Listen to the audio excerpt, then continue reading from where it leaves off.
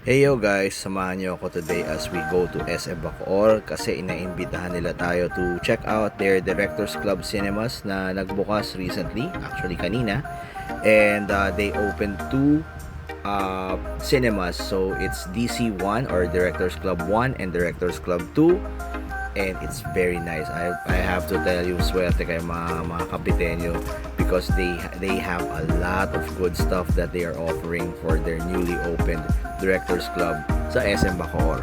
First, yung DC1 or yung Cinema 1 nila has 38 seats. Actually, dalawa pareha. So, 38 seats for viewers. Tapos, meron silang dalawang PWD areas na pwedeng gamitin. So, Okay, so pasok tayo sa Directors Club. Doon na natin anong makikita natin dito. Wow! It's decked out. check nyo tong lounge area nila. Sobrang linis, sobrang ganda. And I have to admit na natuwa ako dun sa Iron Man displays nila. Hello, sir. Pasok tayo. Silipin lang natin yung loob ng bagong Directors Club dito sa SM Bacoor. Ayan. Wow! There's a bathroom. Sa loob na. Two cinemas, man. So, it's decked out. Maganda.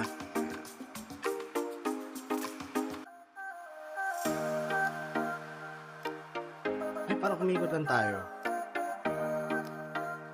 Oo, ikot lang to. Cinema 1.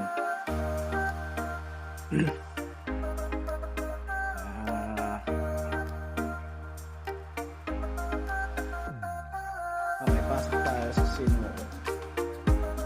Cinema 1 ba? Cinema 2? Push.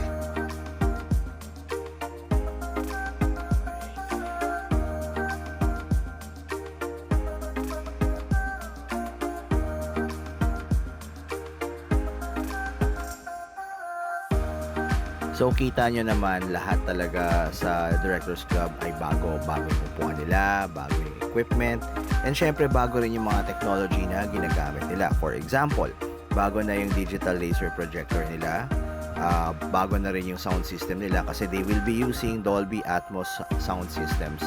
So very crisp and clear yung music na pinakikinggan ninyo. And syempre nandiyan din yung ibang amenities.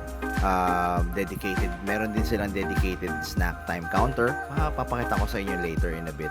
And ayan, makikita nyo yung overview from any angle. Maganda talaga. Super ganda ng leather ng upuan nila. Super comfortable. Malamig din yung aircon.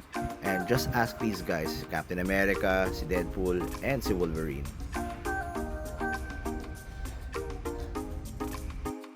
And guys, eto nga pala yung dedicated snack time counter.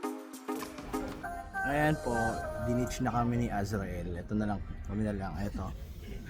Kuya, photographer ka? Hindi, ano lang ako, mobile. Mobile. Moment watcher. So ayan guys, check out nyo na yung Directors Club sa SM City Bacoor. Yun lang, peace, bye.